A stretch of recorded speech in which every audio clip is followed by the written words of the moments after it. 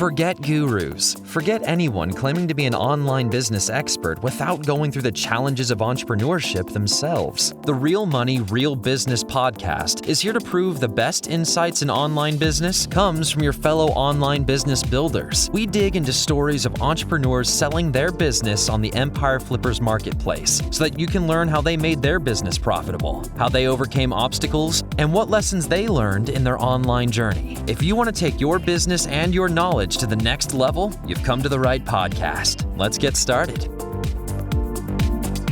Hey everyone, Branden here with another great business to discuss on this episode of the Real Money, Real Business podcast. Today's guest is Taurus, and he's selling his advertising and digital product business on the Empire Flippers marketplace. So welcome to the show, Taurus, and how are you doing today?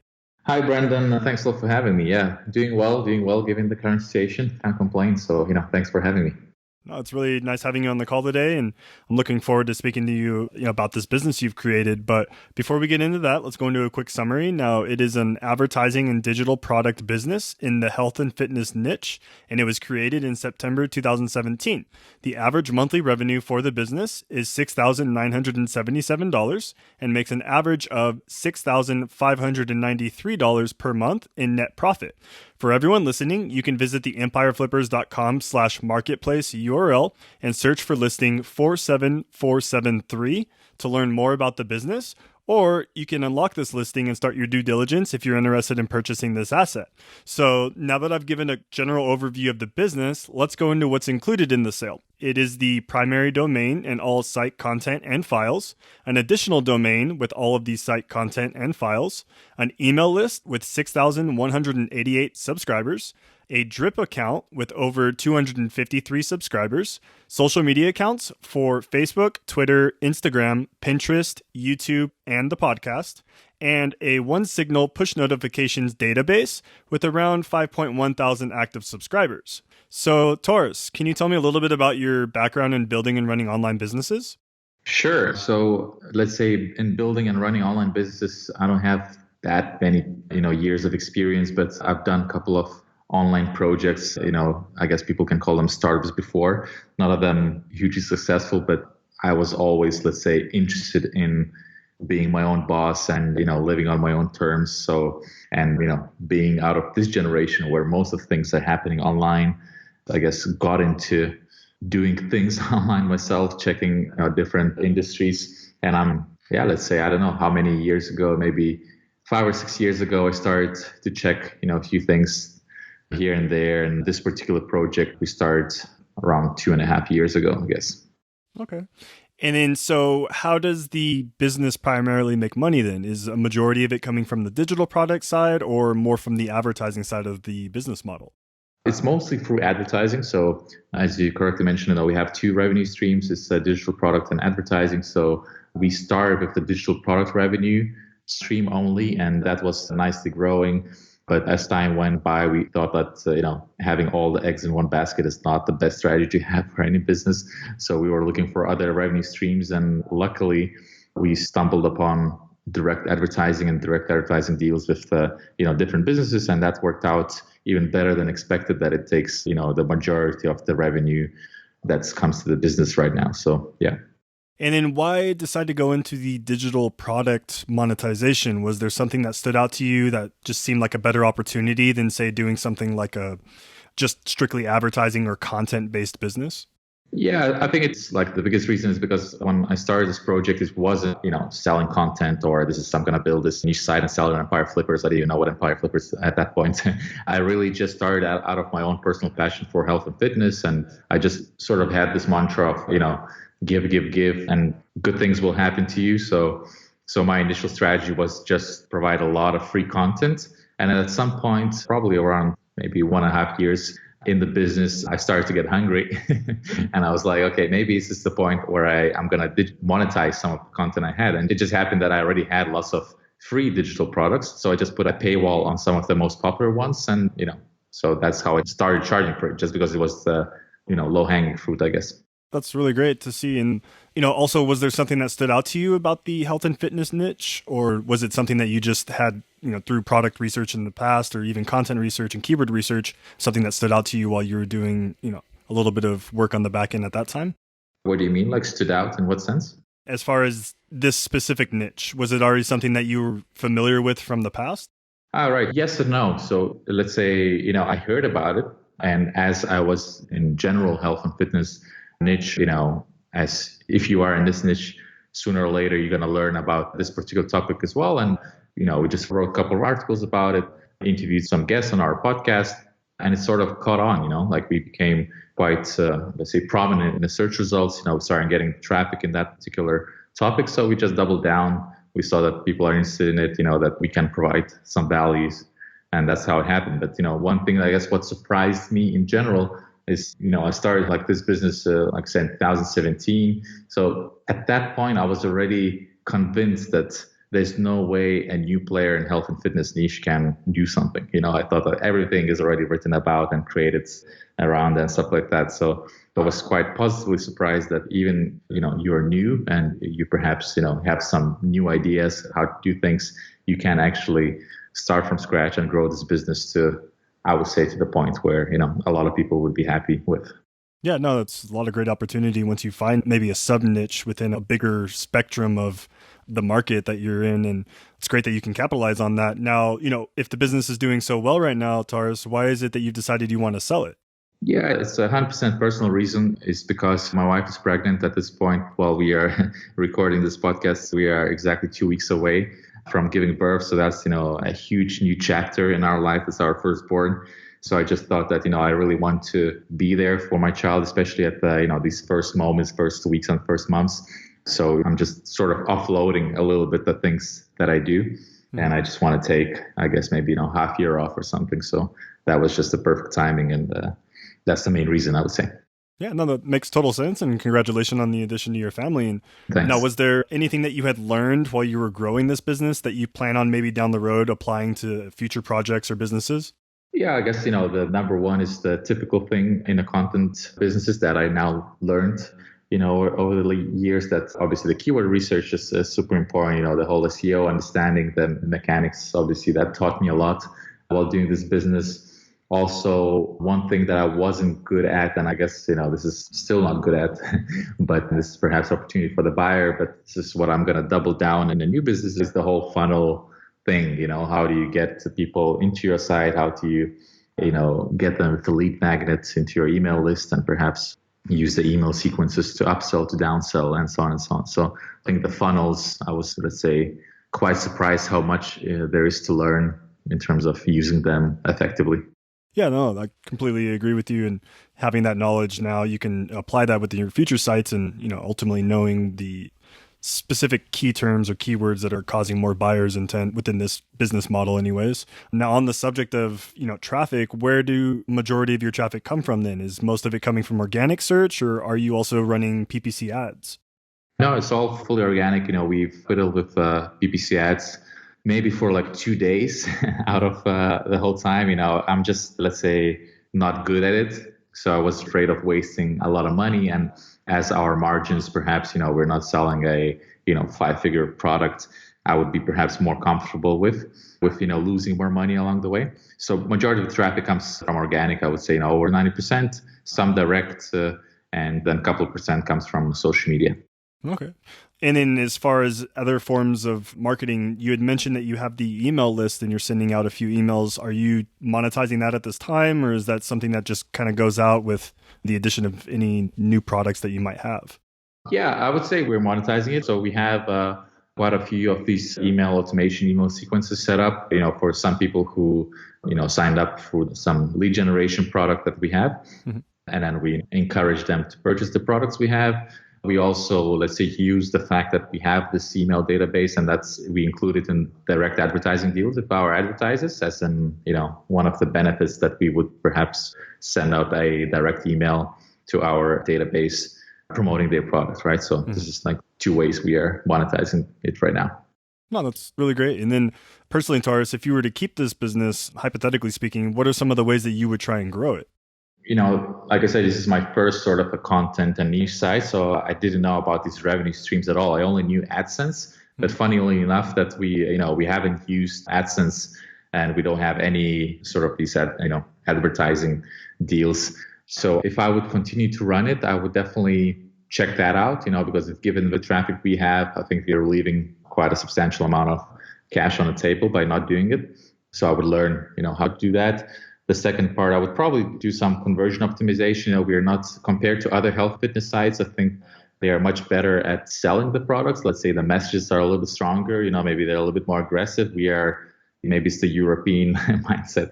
We're a little bit more, low key, sort of like make your own choice, no pressure, type of sales messages. So I think more aggressive, perhaps sales pages. That's what I would do. I would probably get some, as I cannot do that, I'll probably get some consultants to help me, or a freelancer. More content. And actually another stuff is we still haven't maxed out our advertising potential, like the direct advertising, because we're having particular articles that are generating us majority of the revenue, but so we haven't yet, sold all the spots available in that article. So that's what I would probably do as one of the first things. Yeah, no, it's plenty of low-hanging fruit for any potential buyer that's looking, for certain ways that they can really capitalize on some of the growth opportunities that are available. Now, can you describe to us some of the typical, tasks or maybe operations you're spending on the business on a weekly basis at this time? Sure. So I would say some of the main ones are replying to some customer emails. We get, a couple of them per week, either from people who are, thinking of buying our products and have some questions. So we reply, or somebody who, recently purchased and perhaps have some problems accessing it or so on. So some customer support, I would say most of the time, some social media posts, not on, we do like a upfront scheduling for the whole month.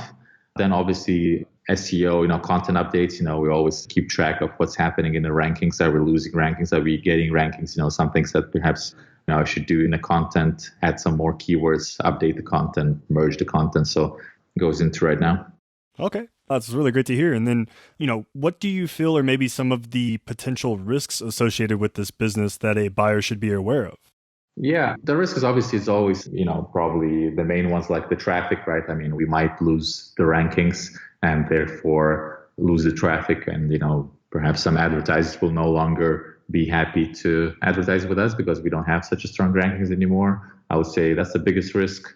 Another risk is perhaps the topic that we are really strong in would lose popularity, but, I would doubt that. That's sort of I would call it then one of the evergreen topics in a health and fitness niche. So, but never know what's going to happen. Some doctor or whoever will say that this is suddenly bad, and people will stop lose interest. Yeah, no, I agree. It's usually with most content sites and then, products within this niche, they could come and go. But as you had mentioned, this is an evergreen topic. So it's, highly unlikely that the topic itself will lose traction. Now, do you feel like there's any particular skill set that a buyer should already, have prior to purchasing this asset? I would say that, because we created a lot of content, right? I mean, we have a lot of, posts and the digital products. We have a lot of that is already created. So to run this business, I really don't think you need any particular skill. But if you want to obviously grow it and improve it, like I said, the skills in, conversion rate optimization and email marketing, and perhaps, pursuing different revenue streams in online businesses, these sort of skills would definitely help you to grow it. But to run it, you don't need any particular skills, I would say, any special ones. Yeah, no, that makes sense. And did you say you had VAs currently that are helping you with this business, or all of the work handled by you at this time? It's me. My wife helps, a couple of hours a week with the customer support emails, but we also have a online project manager, because this is our side business. We also have a small marketing agency. So we have this one girl that basically helps us with all the projects. And obviously part of her time goes into, doing whatever small tasks that we have in this business as well. Okay, that makes sense. And then now, Taras, are you willing to commit to a non-compete, meaning, any future projects or businesses you start down the road, you'll stay out of this specific niche? Yeah, of course. I think that's the, only fair, especially at this level. I mean, it's only fair. So 100% I'm willing to commit to non-compete. Okay, great. And then now, how much support are you willing to offer potential buyers? Are you going with the typical 30 days of email and Skype support, or did you have something in addition that you would like to add on to that? So I don't recall exactly. I think I put 45 days and a couple of extra calls, but, to be honest, I didn't even think that there has to be some sort of a limit because I just expected that, if I sell this business, it's not like I would not respond to the email, 6 months from the sale, or I would not, pick up the phone 6 months from the sale. So let's say, I would happily do 45 days and say, unlimited calls, or I don't know how many calls I put that in the survey, but even after that, I'm very flexible. I'm just, let's say, willing to help somebody to make this as successful as it was right now and even more. Yeah, that's really great to hear. And I'm sure any potential buyers that, can see the support you're willing to offer, I'm sure they can see the value in that. Now, Taurus, are you open to negotiating something like an earnout where you'll receive a large portion of the sales price up front and then smaller payments closing out the deal several months after that? Yeah, I will never say no before I hear what's on the table and what's the offer. So I'm very flexible, open with everything. And if it's a win-win situation, why not? Okay, perfect. That's really good to hear as well. And just a few more sideline questions for you, Taurus. Is there anyone who inspired you while you were building this business that our listeners might like as well? Yeah, I'm not, my answer will not surprise anybody. I guess when I started this business, I was sort of inspired by Tim Ferriss and Gary Vee, two big online entrepreneurs. So they did definitely inspired me to, work hard and, like I said, give without thinking much about the return. So I guess these guys were my inspiration at the very beginning. Yeah, no, definitely. That's funny enough. Tim Ferriss's book, The 4 Hour Workweek, was the one book I traveled with through Asia that I carried with me as an actual hardback book. So really solid information and a great author as well. Yeah. And then what advice would you give to our listeners that you wish you knew when you started this business? I definitely was afraid of monetization, I would say. Like I really, I didn't, let's say, I saw it as a little bit of a sort of negative stuff, right? That I'm suddenly charging for all this information that anybody could potentially just, Google, watch some videos and so on and so on. I mean, it's not like I created it from zero. I just took it, I packaged and made it in a nicer format. So I was a little bit afraid of monetization. So an advice for myself, I guess, in the future is that it's okay to charge for your products, especially if you put all your heart in it and you believe it's a high quality. And I do believe that, we have one of the highest quality products out there. So yeah, that's probably would be number one lesson. Don't be afraid to charge for your products. No, it's really great information, actually, and something to keep in mind as well, especially getting in the online space. Now, was there any software or tools that you really benefited from while you were building and growing this asset? Yeah, 100%. I think the number one tool that I was surprised how much it actually helped us and it was fundamental in growing this whole project is a MailerLite. So it's a MailChimp competitor, does practically the same thing, is a little bit cheaper. But their email automations, for example, are really powerful. And for a very long time, just combining WordPress and MailerLite, we were able to basically, hack things up without any big IT knowledge or something. We were really, had a chance to publish the products, have them delivered per email, charge money for it. And so I think MailerLite was really super helpful in our journey. That's really great to hear that, it was such a benefit for the growing and the building process at the beginning. Now, what was it that drove you and motivated you while you were managing this business? Just the success of the clients, because of the customers, because in this particular niche, anybody who's doing anything in it probably could, agree with me that once you see the results of the people who bought your products and they share and they're happy, somebody got healthier, somebody got fitter, and now they live a happier life. When you see this kind of stuff, you're like, okay, I'm going to heaven. Obviously not, my ego is not that big, but basically the success of the clients and as a result, the success of the business, these two, when they goes hand in hand, they really pushes you to just keep going. Yeah, no, that's some solid information and, a great feeling as well. You're able to help someone with this business, not just treat it as, strictly a business only mindset or mentality. So that's really great to see. And why do you think that this business model, as far as, digital products or even advertising with content, is great for those who are interested in getting started in the online business space?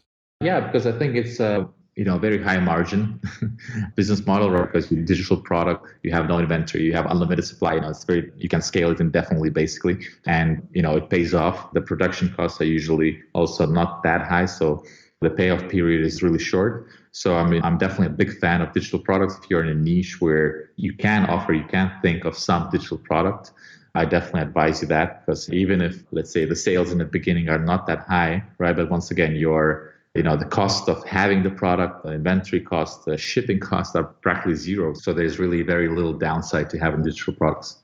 Yeah, no, I completely agree with you. And also, not having to worry about the logistics, as you had mentioned, storing products and everything being essentially on your database. That's, really kind of a win-win, as you had mentioned as well. Now, Taurus, just a few more last questions to wrap this up. Putting yourself in the shoes of a buyer, why do you think that your business is worth buying? Yeah, I think number one is that it has a lot of potential of, unearned income, right? There's a lot of monetization opportunities out there, low-hanging fruits that somebody with the right knowledge could definitely use. And, in the meantime, we'll also definitely going to try to develop them by ourselves while this business is still on sale. That's number one. And number two, I think that topic that we are in is still growing, still has this sort of upward curve. So the market size in general will still grow. And therefore, you're not buying a business in some industry that is, dying out. Like, I don't know, everybody uses the example of fidget spinners of the, how it became a trend and it just passed away. So I think you would be buying a business in an industry that is still growing, which is a big upside, I would say. Yeah, no, I completely agree with you. And, as you had mentioned, you're becoming you're essentially a thought leader within this sub niche within, health and fitness. And it's really great to see that you've been able to build and capitalize on this. And there's still plenty of low hanging fruit for, a buyer to come in and really push this to the level of, it can reach.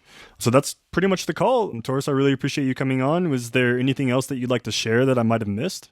No, I think that's it. So like I said, I'm really open if anybody listens to this episode and wants to reach out, ask a couple of questions, just feel free to reach out. I'll always be happy to help you out. And yeah, I wish everybody a, very healthy time ahead. Yeah, no, same here. And thanks for coming on the call today, Taurus. It was really great talking to you about this listing. And, I'm looking forward to seeing this getting sold for you here in the near future. Yeah, same here. Thanks a lot, man. All right, thank you. And all right, everyone. So thanks for listening. To learn more and to see if this listing has already been sold, head over to empireflippers.com/marketplace and search for listing number 47473. If you're watching this on YouTube, click the link in the description to go straight to this listing. And once you've unlocked the listing, you'll be given everything you need to know about this business. So until next time, enjoy your digital journey.